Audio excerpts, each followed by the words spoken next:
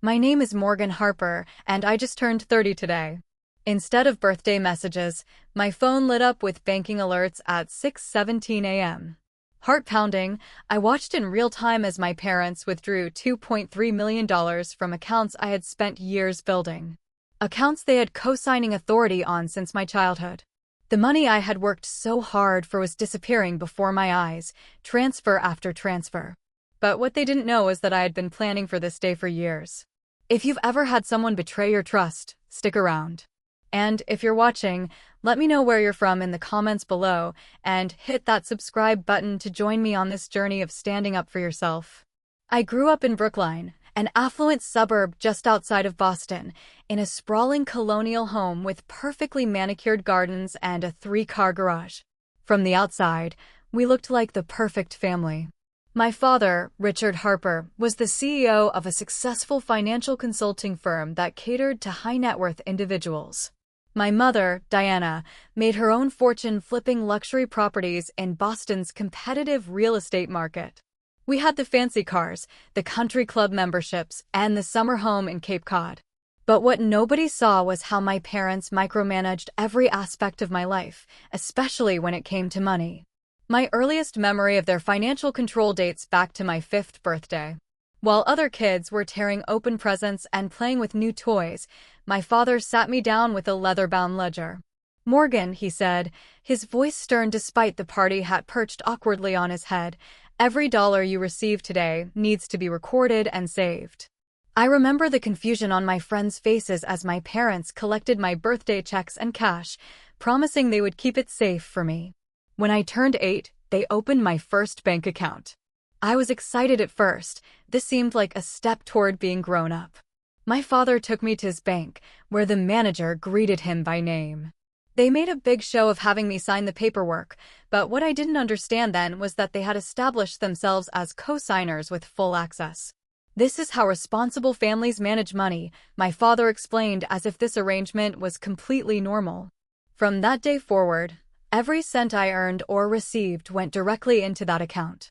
The $20 from my grandmother on Valentine's Day. The $5 I made helping our neighbor walk her dog.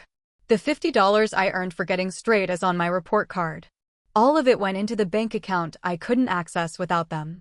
By the time I was 12, I had saved nearly $3,000, at least according to the statements my father would review with me monthly. "Now it's time to learn about investing," he announced one Sunday after dinner. He presented a portfolio of stocks he had selected, explaining that my money would work for me if I invested it wisely. What I didn't realize was that he had already made the investments using my funds. There was no discussion, no options presented. He had simply taken my savings and put them into companies he deemed appropriate. When I asked if I could use some of my money to buy a new bike, my mother's response was always the same: "That's not how wealth is built, Morgan. Your father and I know what's best." By 13, I had stopped asking. High school brought new achievements and challenges. I excelled academically and became captain of the debate team. I discovered a passion for architecture and design when we renovated our home. The way spaces could influence emotions fascinated me. When I shared my interest in pursuing architecture with my parents, my father dismissed it immediately. "There's no real money in architecture unless you're at the very top," he said. "Finance is where you belong. You have a natural talent for numbers, and we've been grooming you for this your whole life." That was the first time I heard him explicitly state what I had always suspected: my life had been planned out without my input. My mother reinforced his position. "We've invested too much in your future to watch you throw it away on some creative whim," she added. Their love and approval had always been conditional, based on my compliance with their vision for my life. If I agreed with their financial decisions, I was their smart girl. If I questioned anything, I was acting out or going through a phase. The pattern was clear, but I didn't yet have the tools or confidence to break it. During my junior year, I won a prestigious national essay contest with a substantial cash prize. When the check arrived, my parents were waiting. "This will make an excellent addition to your college fund," my mother said, already reaching for the envelope. I handed it over, knowing resistance would lead to a lecture about ingratitude and irresponsibility. That night, I overheard them discussing which stocks to buy with their new funds. The money had ceased to be mine the moment it entered their possession. It was a pattern that would continue for years, my achievements translated directly into their control. By the time I graduated high school as valedictorian, my supposed financial portfolio had grown significantly. My parents proudly showed me statements indicating I had over $40,000 saved. "This is the power of compound interest and wise investments," my father would say. What he never mentioned was that I still had no actual access to these funds. They remained as theoretical to me as monopoly money. The summer before college, I asked about using some of my savings to buy a laptop for school. "We'll buy you what you need," my father said. "There's no reason to touch your investments." This became another pattern. They would provide what they deemed necessary while keeping my money locked away, growing under their watchful eyes. Looking back, I can see how methodically they constructed this financial prison. Each brick laid under the guise of teaching responsibility, each bar installed while claiming protection. They weren't preparing me for independence. They were ensuring I would always remain dependent on them, seeking their approval, following their plan. But college would open my eyes to possibilities I had never imagined, including the first glimpses of a way out. I enrolled at Cornell University, my father's alma mater, not because it was my dream school, but because it was part of the plan they had created for me. My acceptance into the finance program was celebrated with an elaborate dinner where my parents toasted to following in the family footsteps. I smiled and played along, already harboring a secret. I had discovered that Cornell had an exceptional architecture program, and I planned to take electives whenever possible. My freshman year roommate assignment changed everything. Zoe Martinez was everything I wasn't: confident, outspoken, and completely financially independent. Her parents were middle-class teachers who had taught her to manage her own money since she was 14. They had contributed what they could to her education, but Zoe worked part-time, managed her own bank accounts, and made her own financial decisions. "Your parents still control your bank accounts?" she asked incredulously one night after I explained why I couldn't order pizza with the rest of our floor. "That's not normal, Morgan. That's control." It was the first time anyone had named what was happening to me. Control. Not protection, not guidance, control. Through Zoe, I began to see what healthy family dynamics looked like.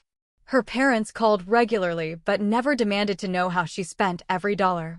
They offered advice when asked, but respected her decisions. When she made financial mistakes, they didn't berate her but helped her learn from the experience. During my sophomore year, I secretly applied for a part-time job at the campus bookstore. I used Zoe's address for the paperwork and opened a small checking account at a local credit union. My parents had no idea, as I maintained perfect grades and called home right on schedule every Sunday evening, playing the role of the dutiful daughter. That same year, I met Professor James Wilson from the architecture department when I enrolled in his Introduction to Architectural Design elective. He recognized something in my work that even I hadn't fully acknowledged: genuine talent and passion. After class one day, he asked why I wasn't in the architecture program. "Family expectations," I said simply. He nodded understanding. "I've seen that before. But it's your life, Morgan. Not theirs." Under his mentorship, I began to explore my true calling while maintaining the facade of the finance student my parents expected. Professor Wilson became the first adult who encouraged me to pursue my own path rather than the one chosen for me. The real wake-up call came during my junior year when I received a substantial merit scholarship that resulted in a $5,000 refund from the university. When I called my parents to share the good news, my father immediately instructed me to deposit the check and send him the account details so he could invest it properly. 2 months later, during our regular financial review call, he casually mentioned that he had put my scholarship money into an aggressive tech startup that his firm was backing. When I logged into the account to check, I discovered the investment had lost nearly 40% of its value in 8 weeks. "These things happen in the market," he dismissed when I raised concerns. "We're playing the long game here." That was the first time I challenged him directly. "But it wasn't your money to lose," I said, my voice shaking. "That was my scholarship that I earned." His response was swift and cutting. Don't be ungrateful, Morgan. Everything we've done has been for your benefit. Do you think you'd have anything if not for our guidance? Your mother, and I know the market. One loss doesn't erase decades of gains. My mother chimed in on the call. Honestly, Morgan, we're disappointed in this attitude. After everything we've done for you. Their united front had always been impossible to penetrate. But something had changed in me. I was beginning to see through their manipulation. The guilt trips, the appeals to family loyalty, the constant refrain of "we know better," these were tools to maintain control, not acts of love. After that call, I sought out the campus Financial Wellness Center and attended a workshop on financial independence. There, I learned about financial abuse and control, patterns that matched my experience with shocking accuracy. I wasn't alone, and what was happening wasn't normal. By senior year, I was leading a double life. To my parents, I was still the obedient finance major on track for a prestigious Wall Street position. But I had also completed enough architecture courses for a minor, built a portfolio under Professor Wilson's guidance, worked 20 hours a week at the bookstore, and accumulated nearly $8,000 in my secret account. When my father insisted that I maintain joint accounts for tax purposes after graduation, I agreed while knowing it was just another control tactic. But privately, I had begun formulating a plan, a long-term strategy for financial independence that would take years to execute. The foundation had been laid during those college years, but the true work was just beginning. As graduation approached, I took one final architecture class with Professor Wilson. After submitting my final project, he asked about my plans. "I've accepted a position at Goldman Sachs," I told him, the words feeling hollow. "And your passion for design? On hold for now, but not forgotten." He handed me his business card with his personal email written on the back. "When you're ready to pursue what really matters to you, reach out. The architecture world will be waiting."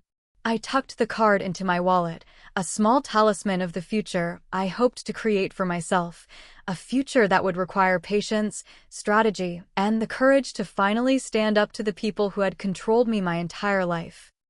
After graduation, I moved to New York City and began my career at Goldman Sachs, exactly as my parents had planned. My starting salary was impressive for a new graduate, and my father was quick to help me set up my new financial structure, joint accounts, investment portfolios that he would oversee, and a monthly budget he had calculated, based on his experience with the New York market. I maintained the illusion of compliance while beginning to execute what I privately called the plan. The first step was establishing a legitimate reason to be unreachable at certain times. Finance was demanding enough that my parents accepted my occasional radio silence as work-related. Those periods became my windows for building my true financial identity. 3 months into my job, I met Catherine Wright, a senior vice president who took an interest in my work. She was everything I aspired to be: brilliant, respected, and completely self-made. During a late-night project, I took a risk and asked her about financial independence. "I grew up with controlling parents," I explained, keeping details vague. "I need to establish true financial separation, but I can't just cut ties immediately." Catherine studied me for a moment before responding. "I had a financially abusive ex-husband," she said. "I know what it's like to need an exit strategy." She became my first ally in the financial world, offering guidance that wouldn't appear in any personal finance book: how to create financial privacy in the digital age, how to move assets without triggering alerts, how to build a financial identity separate from those who had controlled you. 6 months into my New York life, I discovered something disturbing. While reviewing my credit report for an apartment application, I found multiple inquiries from my father. He had been monitoring not just the accounts he knew about, but actively tracking my credit activity. When I called him under the pretense of a tax question, he casually mentioned a coffee shop charge near my office, confirming my suspicion that he was scrutinizing my daily transactions. That night, I finalized the plan in its entirety, a comprehensive 5-year strategy that would gradually transfer power from my parents to me without triggering their intervention. It would require patience, multiple financial accounts, careful documentation, and absolute secrecy.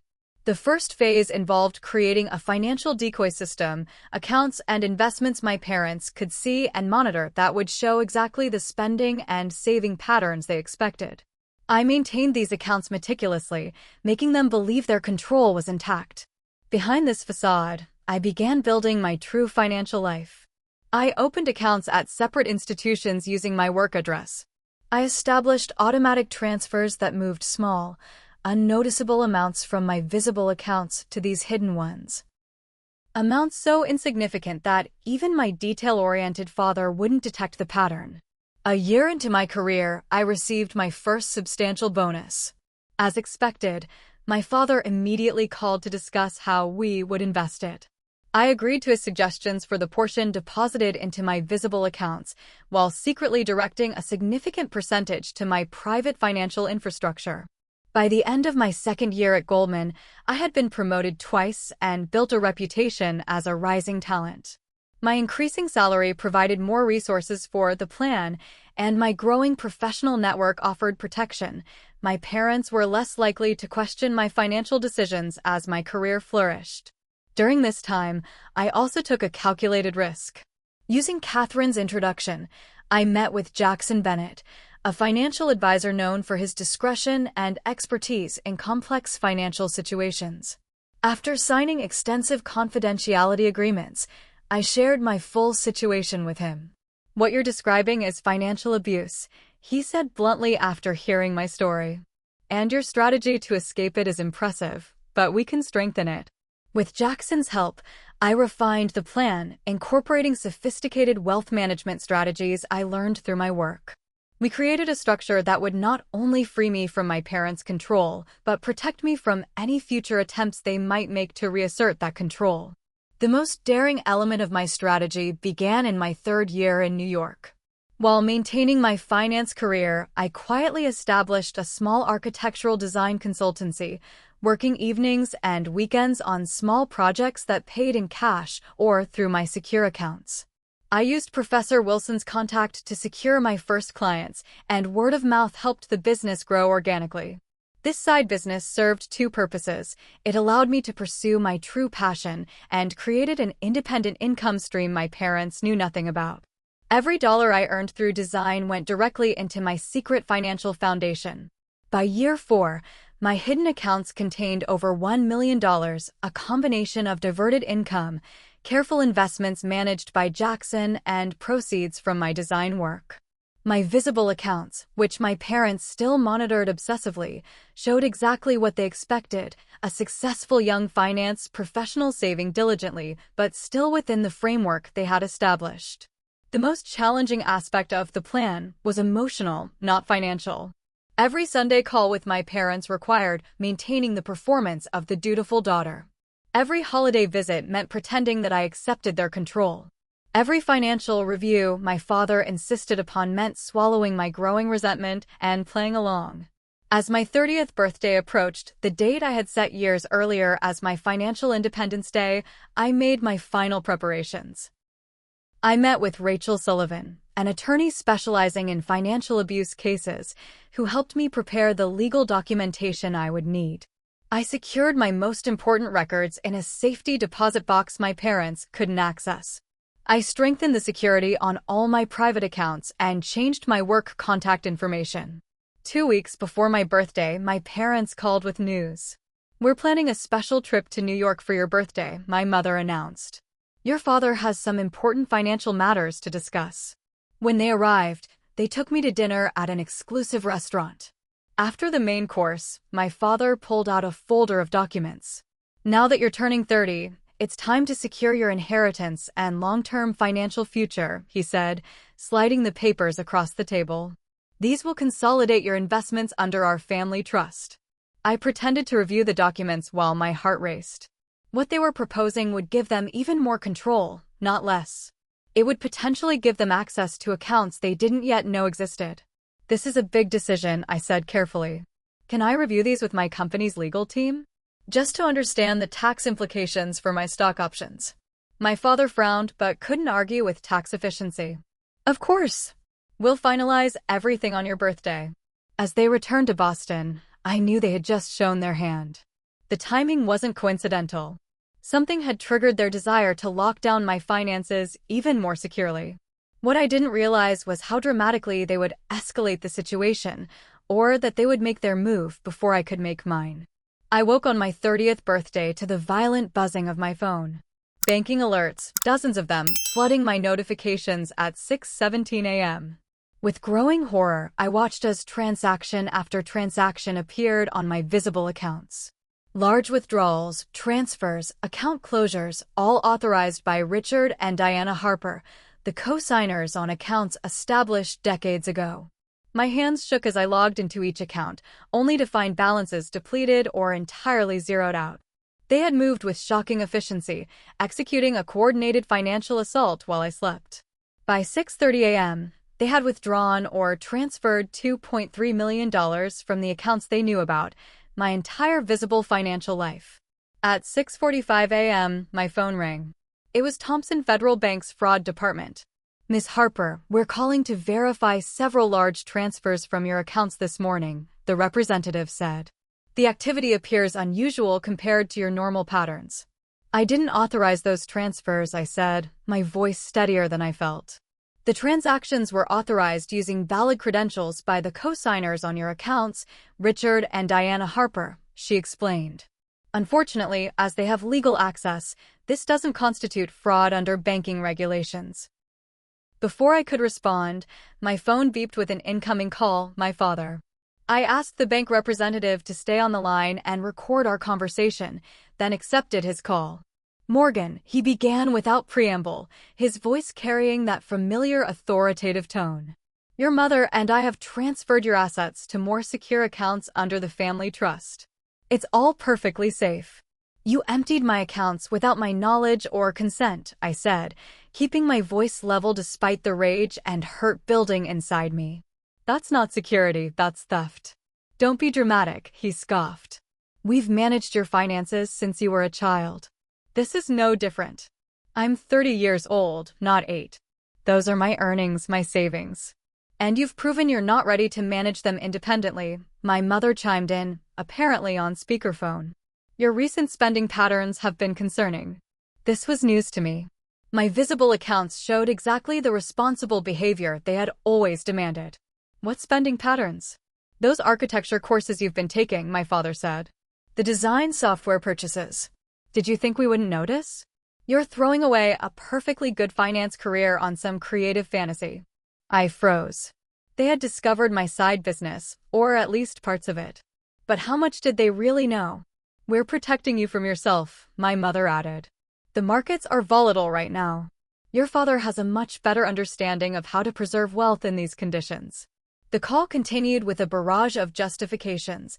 I was too irresponsible, too naive about the financial world despite my career in it, too easily swayed by creative impulses. They claimed they had always intended to control my finances indefinitely, that the accounts had never truly been mine to manage. "This is for your own good," my father insisted. "We know the market better than you ever will. We have decades of experience you lack. When you're older, you'll thank us," my mother added. This is what parents do, protect their children from making costly mistakes. As they spoke, I felt a strange sense of calm settling over me. This betrayal, while still painful, was also confirmation, final, irrefutable proof that I had been right about them all along. Their actions had just sprung the trap I had spent years setting. "I need time to process this," I said finally. "I'm going to be late for work. We'll talk later." After ending the call, I turned to my laptop and began executing the contingency protocols Jackson and I had prepared for exactly this scenario. I had hoped it wouldn't come to this, that they would respect my independence when directly confronted. Their preemptive strike had eliminated any remaining doubt or guilt I might have felt about my next steps. I sent a series of pre-written emails to my attorney, my private banker, and Jackson Bennett. Each contained code words we had established that would trigger specific actions. Within minutes, my phone rang again. Rachel Sullivan, my attorney. "They made their move," she said without preamble. "Are you ready to proceed with the countermeasures?" "Yes," I replied, surprising myself with the steadiness in my voice. "Execute everything we prepared." "I'll have the papers ready by noon," she promised. "Try to stay calm, Morgan. You prepared for this possibility. Your protection systems are in place. After hanging up, I allowed myself exactly 5 minutes to feel the full weight of what had just happened.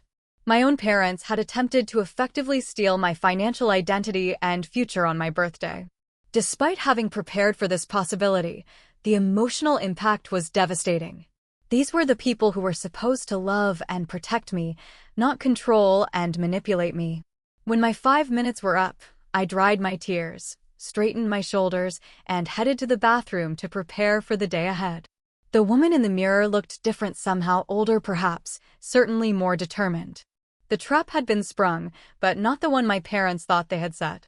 Their betrayal was painful, but it had also freed me from any lingering doubt or obligation. They had just made the biggest financial mistake of their lives, and they didn't even know it yet.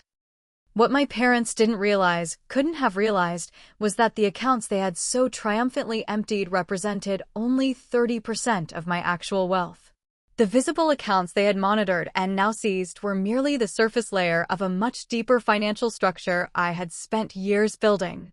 The $2.3 million they had taken was real money, certainly, but it was essentially my decoy fortune, the financial equivalent of a magician's misdirection. While they had focused obsessively on those accounts, watching every transaction and questioning every expenditure, my true wealth had been accumulating elsewhere, invisible to their scrutiny. By noon, I was seated in Rachel Sullivan's corner office on the 47th floor of a Manhattan skyscraper. The city sprawled out below us. Rachel wasn't just any attorney. She specialized in cases of financial abuse and had helped numerous clients escape financially controlling relationships. When I first contacted her 2 years earlier, she had immediately recognized the patterns in my story. "The papers are ready," she said, sliding a thick folder across her desk. "We've been preparing for this day for a long time, Morgan." Inside the folder was a comprehensive legal response to my parents' actions, cease and desist letters, formal demands for the return of funds, documentation of the unauthorized transfers, and, most importantly, evidence of the pattern of financial control dating back to my childhood. The moment they transferred the money without your consent, they crossed the line from controlling behavior to actionable financial abuse, Rachel explained. Their cosigner status doesn't give them the right to empty accounts containing your earned income without your knowledge, particularly given your age and financial independence. While Rachel's team finalized the legal documents, I contacted Jackson Bennett, who activated the second phase of our contingency plan. Within hours, my true financial portfolio, the accounts, investments, and assets my parents had no knowledge of, was secured behind additional layers of protection. My real financial life existed at Meridian Trust, a private banking institution with no connection to the banks my parents had relationships with. My account manager there, Eliza Donahue, had been briefed on my situation from the beginning and had helped structure my accounts with privacy as a priority. "All your assets are secure," she confirmed during our emergency call. "The trusts have been activated with the updated protocols. Even if they somehow discovered these accounts, they would have no legal access." The centerpiece of my financial strategy had been a series of carefully structured legal trusts, created with the guidance of both Rachel and Jackson. These trusts held the majority of my wealth, approximately $5.4 million accumulated through my combined finance career, architectural design work, and strategic investments. The trusts had been established with ironclad protections that specifically excluded my parents from any control or access. By 3 p.m., Rachel's team had served my parents with legal papers at their Boston home. By 3:17 p.m., my father was calling me repeatedly, calls I did not answer. By 4 p.m., he had left 6 voicemails, each more agitated than the last. "Morgan, this is ridiculous. Call me immediately. What on earth do you think you're doing? These legal threats are completely unnecessary. Your mother is beside herself. Is this how you repay decades of guidance and support? These lawyers have no idea what they're talking about. This is a family matter. If you proceed with this, you'll regret it. Some things can't be undone. Morgan Elizabeth Harper, call me back this instant. That money is part of the family portfolio." Each message revealed more about their true perspective, that my money had never truly been mine, that their guidance justified any action they took, that family bonds gave them perpetual control over my finances. Their sense of entitlement was breathtaking. By 5 p.m., my mother had joined the campaign, alternating between guilt trips and vague threats. "We only wanted what was best for you. Your father hasn't been this upset in years. His blood pressure is concerning. You have no idea the damage you're doing to this family. These lawyers don't understand our arrangements. They're creating a problem where none exists." I listened to each message once, then forwarded them to Rachel as additional evidence of their manipulative tactics. Their reactions only confirmed that I had made the right decision. At 6 p.m., I received a text from my father that simply read, "This is not who we raised you to be." I finally responded with a single message: "All communication should go through my attorney, Rachel Sullivan. Her contact information was included in the papers you received." The next day brought a new development. My parents had contacted their own attorney, who reached out to Rachel with a settlement proposal. They would return 50% of the funds in exchange for me dropping all legal actions. Rachel forwarded the offer with her assessment. They're realizing they overplayed their hand. "But this offer is insulting and acknowledges wrongdoing." I declined the offer and instructed Rachel to counter with our original demand: 100% of funds returned with interest, plus coverage of all legal fees incurred. We also added a new condition, a legally binding agreement that they would never attempt to access any of my financial accounts again. While this legal battle unfolded, I took additional protective measures. I changed all my passwords, updated contact information with my employer, placed credit freezes to prevent any new accounts being opened in my name, and moved to a new apartment in a secured building where my parents wouldn't have access. 3 days after their initial fund seizure, my parents tried a new approach. They showed up at my office, attempting to ambush me after work. Security called up to warn me, having been instructed not to allow them access to my floor. "They're insisting it's a family emergency," the security manager explained. "It's not an emergency. It's a legal matter," I clarified. "Please do not allow them up, and if they refuse to leave, you have my permission to contact law enforcement." They eventually left after creating a scene in the lobby, but not before my father shouted that I was destroying the family with my ingratitude. Several colleagues witnessed this outburst, leading to an uncomfortable conversation with my manager the next day.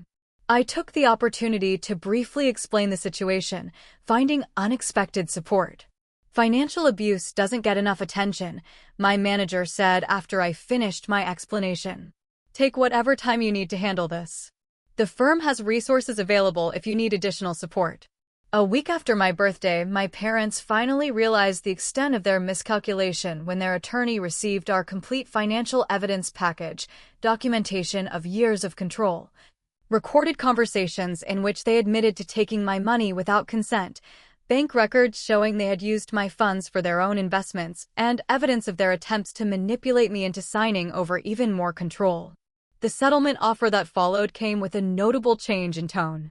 They would return 100% of the funds plus interest and cover all legal fees in exchange for a confidentiality agreement. They had finally understood that their position was untenable, both legally and ethically.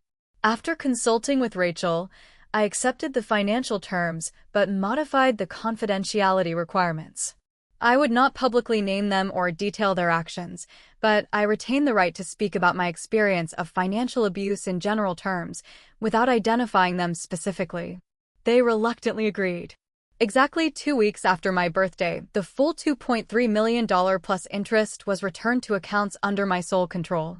The legal documents were signed, effectively ending my parents' ability to access any of my finances. The trap I had set years before had worked. Their overreach had given me the leverage to permanently break their financial control while simultaneously protecting my secret wealth from discovery. That night, I sat in my new apartment overlooking the city lights and felt an overwhelming mix of emotions: grief for the parents I had wished for but never had, relief that the charade was finally over, pride in my ability to outmaneuver their control, and most of all, a profound sense of freedom that I had never experienced before. I opened my laptop and began drafting an email to Professor Wilson. The subject line read, ready to pursue what really matters. My architecture career could finally move from shadow to spotlight. The trap had been sprung, the cage was open, and for the first time in my life, my future belonged truly and completely to me alone. 3 weeks after the legal settlement, Rachel suggested a final meeting to formally end any remaining financial entanglements. A clean break is important, she advised. Any lingering connections could become vulnerabilities later. She proposed hosting the meeting at her office, neutral territory with security and witnesses. After careful consideration, I agreed. It was time to face my parents directly, not just through lawyers and legal documents. On a rainy Thursday morning, I arrived early, dressed in a tailored charcoal suit that projected the confidence and authority I wanted to embody. Rachel greeted me with a reassuring smile. "Remember, you hold all the cards now," she said. "This meeting is happening on your terms." At precisely 10 a.m., my parents were escorted into the conference room. They looked different, diminished somehow. My father, always imposingly confident, seemed uncertain in this environment where his money and connections held no special power. My mother, typically perfectly composed, showed signs of strain around her eyes and mouth. "Morgan," my father began immediately, his tone a practiced blend of affection and disappointment. "This formality is unnecessary. We're family.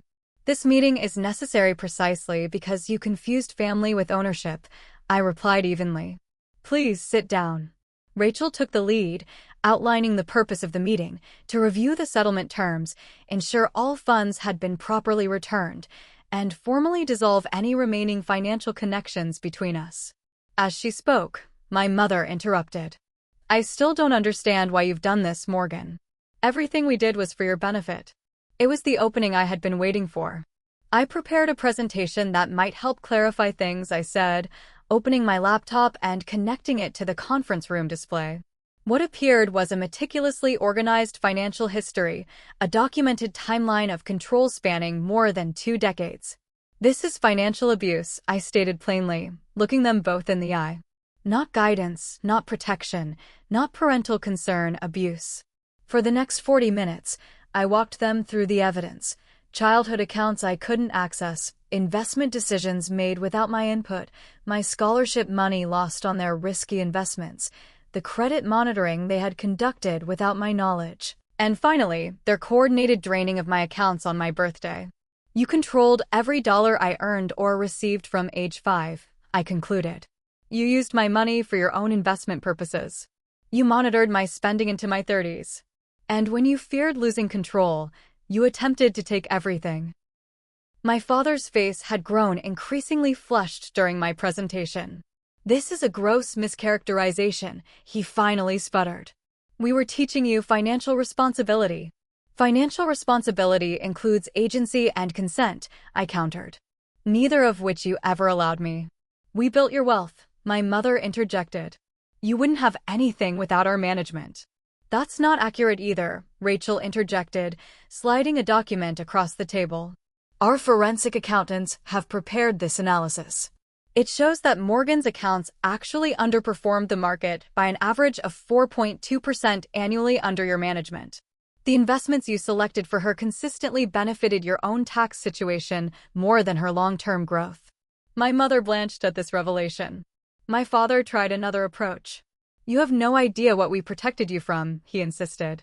"The financial mistakes you would have made without our guidance." "Perhaps," I acknowledged. "But making my own mistakes was my right, one you systematically denied me." I turned to a new slide, documentation of the financial troubles they had hidden from me. Through my Goldman Sachs connections, I had discovered something they had carefully concealed. In 2017, my father's firm had faced a significant lawsuit that had depleted their personal reserves. During that period, they had used my investment accounts as collateral for loans to cover their legal expenses. "You didn't just control my money," I said quietly. "You used it as a financial safety net for yourselves." The color drained from my father's face. This was information he never expected me to discover. "That was temporary," he said weakly. "We repaid everything." "With my investment returns," I corrected. "Money that should have been compounding for my future was instead covering your legal problems." My mother started crying, not the manipulative tears I had seen her use strategically throughout my life, but genuine, shocked sobs.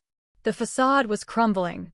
I want to be absolutely clear, I continued, my voice steady despite the emotion churning inside me. I am not doing this for revenge or to hurt you. I'm doing this because every person has the right to financial autonomy. What you did was wrong.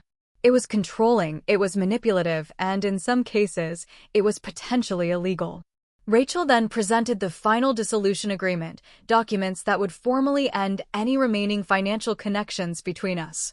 The terms were non-negotiable, all joint accounts closed, all co-signing arrangements terminated, all financial monitoring ceased.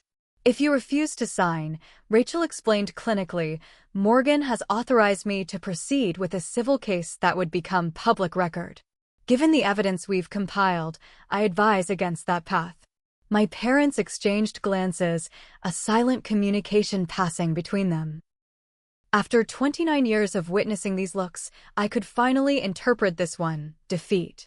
We only wanted what was best for you, my father said as he signed the papers, clinging to this justification like a life raft. I believe that you believe that, I replied. But good intentions don't excuse harmful actions. As they prepared to leave, my mother asked tearfully, so this is it? 30 years of family just ended. I took a deep breath. Our family relationship isn't ended, it's changed. I'm no longer your financial dependent or investment project. I'm your adult daughter with her own life and financial autonomy. Whether we have a relationship moving forward depends on your ability to accept that reality. After they left, Rachel turned to me. That went as well as could be expected. How are you feeling? Like I've finally put down something incredibly heavy that I've been carrying my whole life, I replied. The months that followed were both challenging and liberating. I maintained limited contact with my parents, brief, carefully bounded conversations that avoided financial topics entirely. They made several attempts to revert to old patterns, asking pointed questions about my spending or offering unsolicited financial advice, but I consistently redirected or ended these conversations. As the emotional dust settled, I made another significant decision. After 5 years at Goldman Sachs, I submitted my resignation. My managers were surprised I was on track for another promotion, but supportive when I explained my plan to pursue architecture full-time. Using a portion of my now consolidated wealth, which, combined with my hidden accounts, totaled nearly $8 million, I established Harper Design Associates, an architectural firm specializing in sustainable urban residential spaces.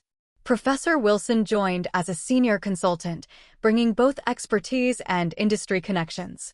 6 months after our confrontation, I secured my first major client, a Brooklyn-based development company looking to convert an abandoned warehouse into affordable living spaces with environmentally conscious design. The project perfectly aligned with my vision and values, allowing me to create beautiful, functional spaces that would serve real community needs. The day we broke ground on that first major project, I stood at the construction site feeling a sense of purpose and authenticity I had never experienced in finance. This was the path I had chosen for myself, not the one that had been imposed upon me. That evening, I received a text from my father, the first in several weeks. It contained only a link to a financial news article about the project with a single line, "Congratulations. This looks impressive." It wasn't an apology or an acknowledgement of past wrongs. But it was something I hadn't seen from him before, recognition of my choice without criticism or attempted control. The road to rebuilding any kind of healthy relationship with my parents would be long, with no guarantee of success. But for the first time, I was walking that road on my own terms, financially independent, professionally fulfilled, and finally free from the golden handcuffs that had constrained me for decades. 1 year after the confrontation in Rachel's office, I stood in the completed lobby of Harper Design's first major project.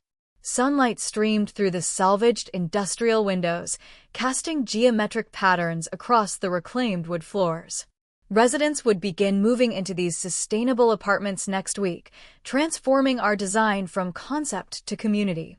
"It's even more beautiful than the renderings," said Catherine Wright, my former Goldman Sachs mentor who had become one of my first investors when I launched Harper Design.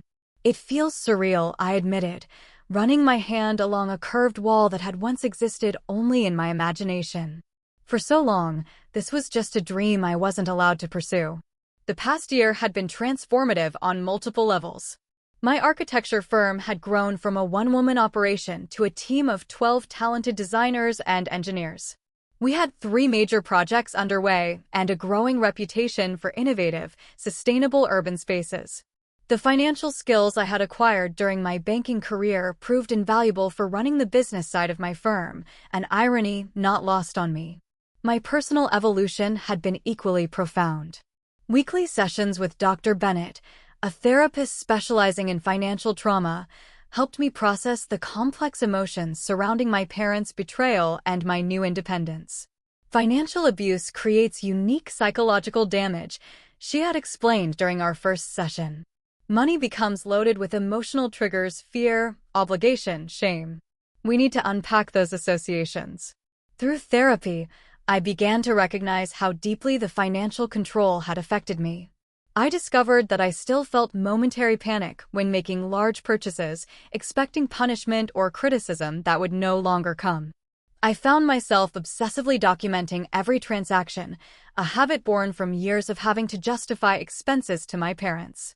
Most tellingly, I struggled to spend money on pure enjoyment without intense guilt, the result of a lifetime being taught that money was too serious for frivolity. Healing means developing a healthy relationship with money, Dr. Bennett advised. One where money is a tool for building your life, not a measure of your worth or a mechanism of control. I took small, deliberate steps toward financial normalcy. I bought artwork for my new apartment without calculating its investment value.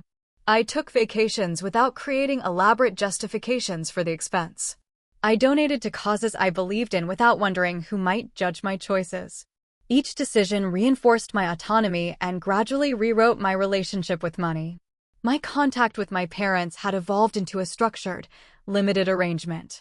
We spoke once a month by phone for exactly 30 minutes, a boundary I maintained strictly. These conversations remained somewhat stiff and superficial, focusing on health updates and general news. Financial topics remained explicitly off-limits. 3 months after our legal settlement, my mother had made a tentative overture toward reconciliation, sending me a small package containing my childhood sketchbooks. I found these while reorganizing the attic. Her note read, "You always had such talent. I'm sorry we didn't see it clearly then." It wasn't the comprehensive apology I might have hoped for, but it was an acknowledgement, however small, of their failure to support my true passions. I sent a brief thank you note, another small step in our recalibrated relationship. My father took longer to adjust to our new dynamic. 6 months passed before he stopped attempting to offer financial advice during our calls. When the stock market experienced a significant correction, he left 3 voicemails warning me about my investment exposure, messages I acknowledged but did not engage with substantively. Eventually, he too began to change. During our most recent call, he had asked about my current project without immediately questioning its profitability. It was progress, however incremental. The most meaningful relationships in my new life came from the support network I had built during my years of planning. Zoe remained my closest friend, visiting from Chicago quarterly and offering the honest perspective I valued. Catherine had transitioned from mentor to friend and business advisor. Jackson Bennett continued to manage portions of my investments, respecting my decisions even when they prioritized personal fulfillment over maximum returns. Perhaps most surprisingly, I had developed a close relationship with Rachel Sullivan outside our professional connections. Having witnessed my journey from controlled daughter to independent woman, she understood my story in ways few others could. We met monthly for dinner, during which she often shared wisdom from her decades helping clients escape financial control. The most insidious aspect of financial abuse, she told me during one such dinner, is how it masquerades as love and protection. Your parents genuinely believed they were acting in your best interest, which makes their behavior both more understandable and more difficult to address. This perspective helped me navigate the complex emotions I still harbored: anger at their control, grief for the supportive parents I never had, and lingering guilt over the decisive way I had severed their financial hold. I could acknowledge the harm they had caused while recognizing they weren't malevolent villains, but flawed individuals operating from their own damaged belief systems. One of my most meaningful activities became the financial literacy workshops I conducted monthly at a local women's center. Having experienced financial control firsthand, I was passionate about helping others recognize and escape similar situations. Financial independence isn't just about having money, I explained to participants. It's about having agency over that money, the knowledge to make informed decisions, and the freedom to implement them without fear or coercion. The workshops attracted diverse participants, young professionals establishing financial boundaries with controlling partners, adult children untangling financial dependencies with parents, individuals rebuilding after economic abuse. Their stories often echoed aspects of my own, reinforcing that financial control transcends socioeconomic boundaries. On the anniversary of my 30th birthday, the day that had triggered the final confrontation, I held a small gathering at my apartment for the inner circle that had supported my journey. Zoe flew in from Chicago. Catherine brought her husband. Rachel, Jackson, Professor Wilson, and several colleagues from Harper Design raised glasses to celebrate not just my professional success, but my personal liberation. A year ago today, I said during an impromptu toast, I woke up to discover my parents had withdrawn $2.3 million from my accounts. It should have been devastating, and in many ways, it was. But it also became the catalyst for claiming the life I truly wanted.